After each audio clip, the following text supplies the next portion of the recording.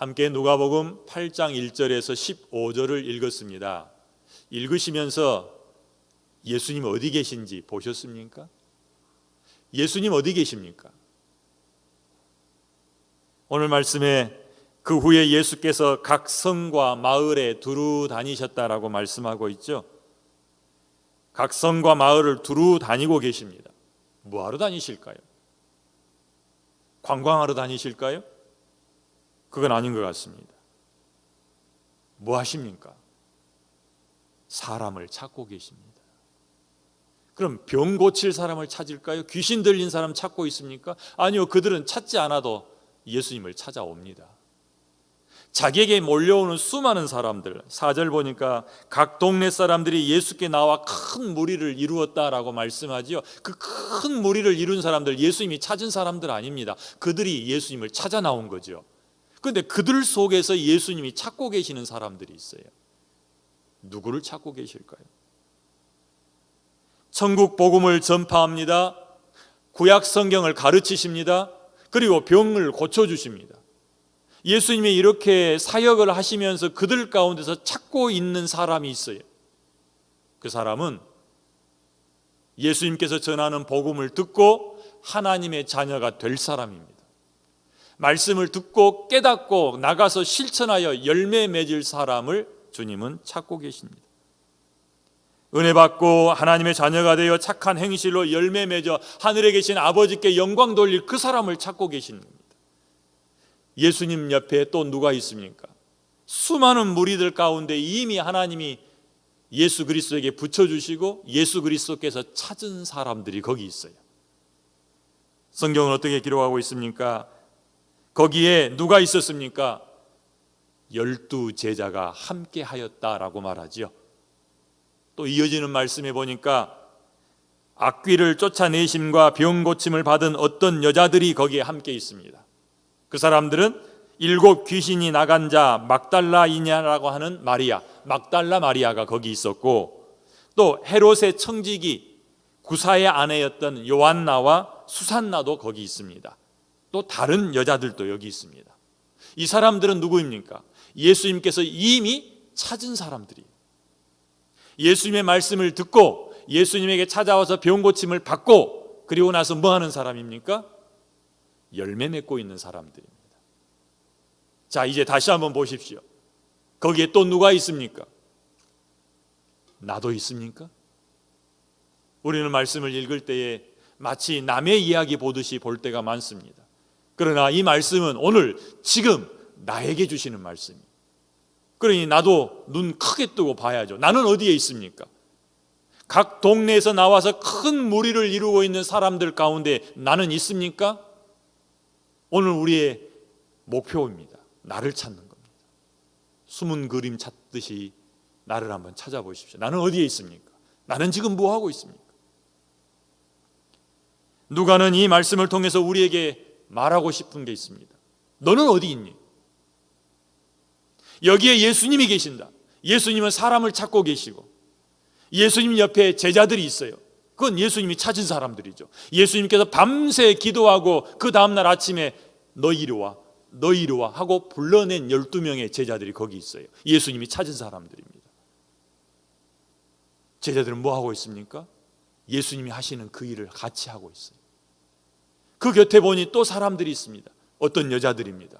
병 고침 받은 여자, 7 귀신 나간 막달라 마리아와 요한나와 수산나와 또 다른 여자들, 그들은 자기 것으로 그들을 섬기고 있었다라고 말합니다.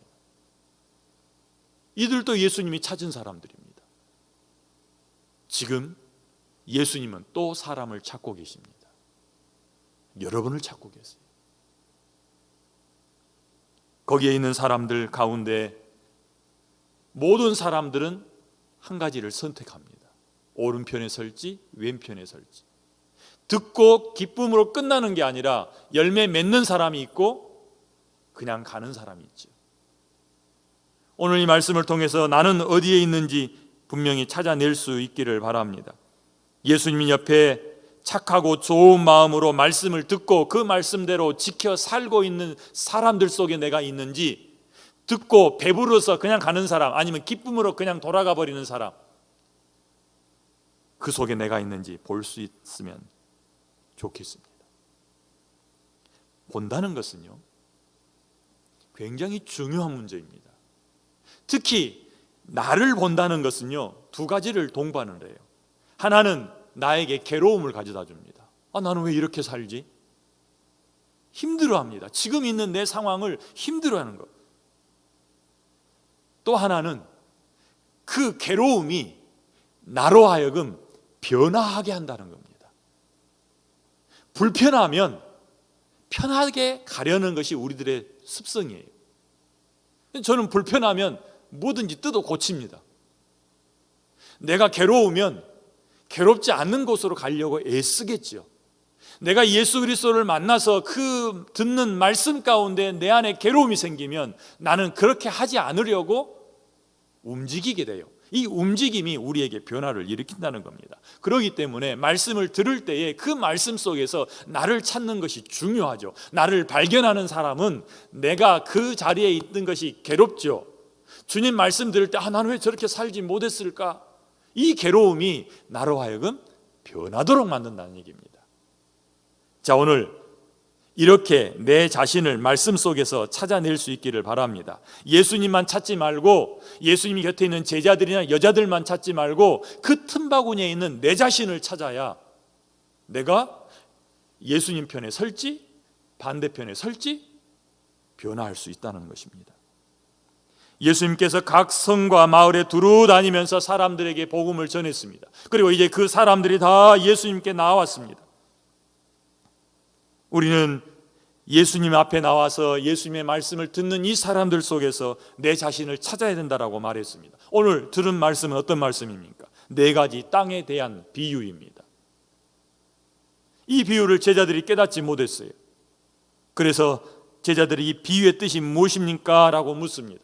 이 비유는 우리가 잘 아는 비유입니다. 어떤 사람이 나가서 씨앗을 뿌릴 때 어떤 씨는 길가에 떨어지고 돌밭에 떨어지고 가시떨기에 떨어지고 또 어떤 씨는 좋은 밭에 떨어져서 100배와 60배와 30배의 결실을 맺었느니라. 누구든지 가서 이 이야기 할 수 있어요. 그러나 이 이야기를 듣고 있는 사람들 가운데 나를 찾자고 그랬습니다. 예수님이 하시는 이 비유의 말씀을 알아듣지 못했던 제자들이 묻습니다. 선생님, 이 비유의 뜻이 무엇입니까? 그때 예수님께서 이런 말씀을 하십니다. 이 비밀을 아는 것은 너희에게는 허락되었지만 다른 사람들에게는 허락되지 않았다. 말씀을 들을 수 있는 기회를 얻은 우리는 오늘 이 기회를 잡았을 겁니다.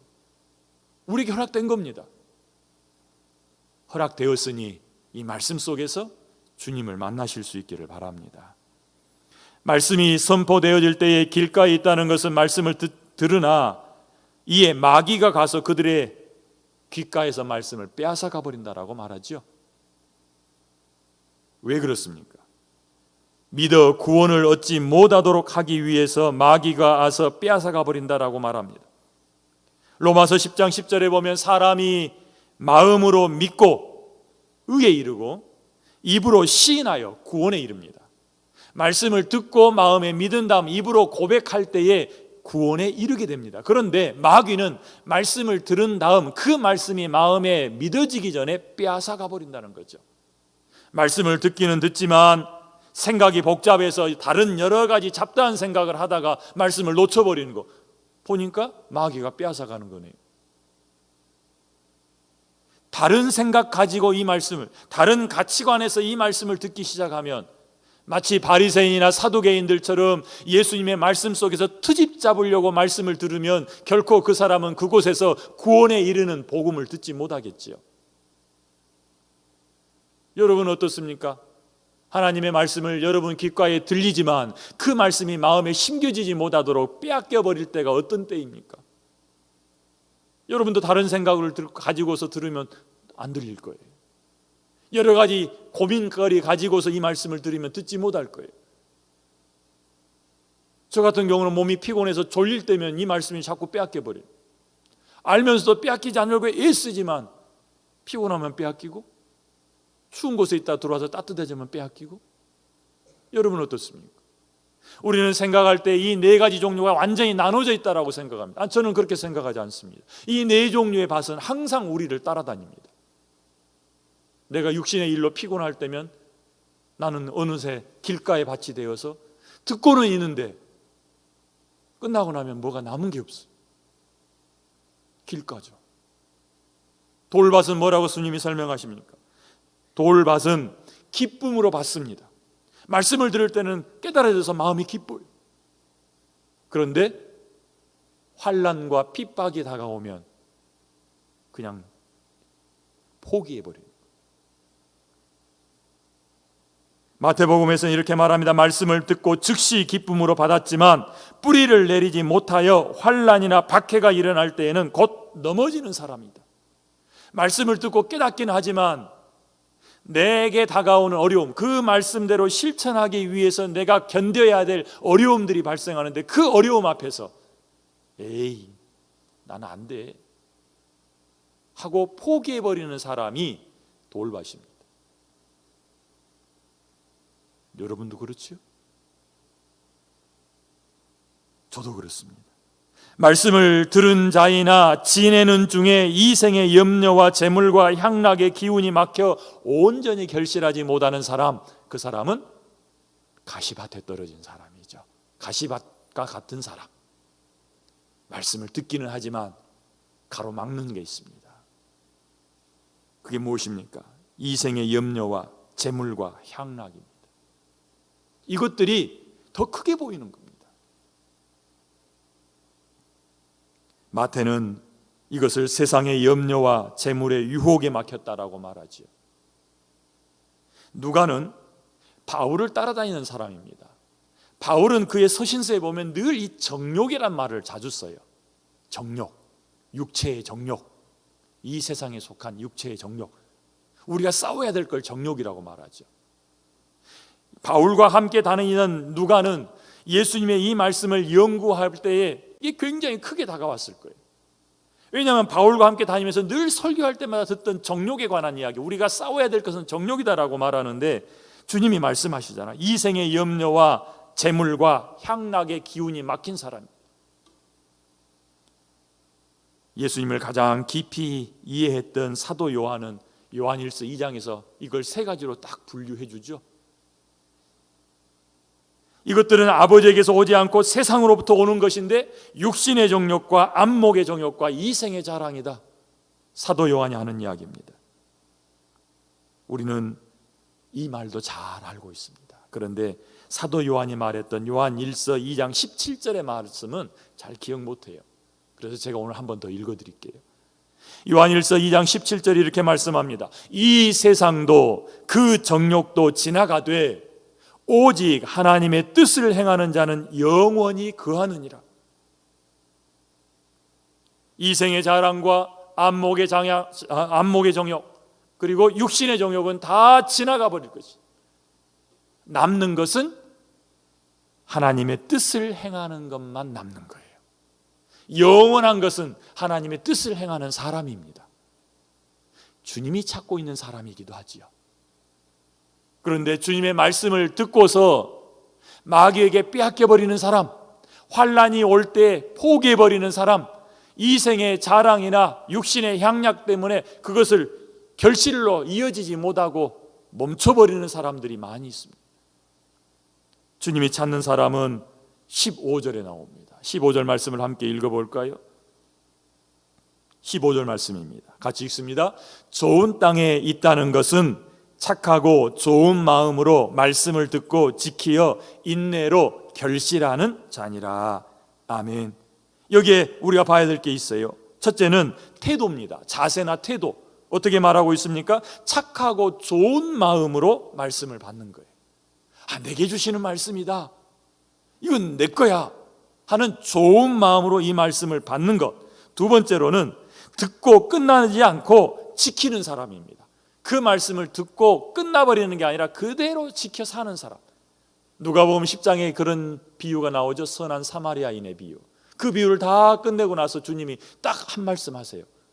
가서 이와 같이 해라.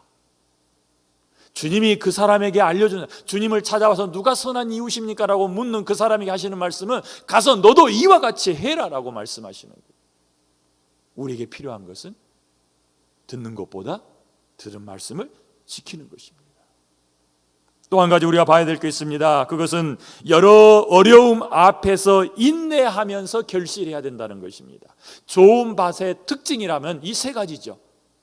좋은 마음으로 말씀을 받는 것과 그 말씀을 받는 데서 끝나는 게 아니라 지켜 행하는 것과 그리고 시간이 길어지도록 인내하는 것. 시간이 걸린다는 겁니다. 열매가 맺기까지 인내하며 결실하는 그 사람이 좋은 밭입니다. 주님은 이런 사람을 찾고 계십니다. 은혜를 사모하여 말씀을 듣고 그 말씀대로 살려고 애쓰는 사람, 그리고 인내하는 사람이 100배, 60배, 30배의 결실을 맺을 수 있습니다.